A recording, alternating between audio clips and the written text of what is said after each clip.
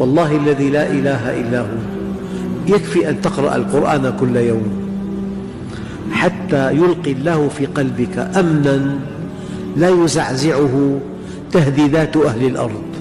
مؤمن أنت، التعبير الدارج غالي على الله. الله مهيئ لك زواج ناجح إن شاء الله، وسكن مريح، ودخل جيد، غالي على الله. أنت ما حينساك، أنت عليك أن تطيعه فقط. دقق في الآية: بل الله فاعبد وكن من الشاكرين.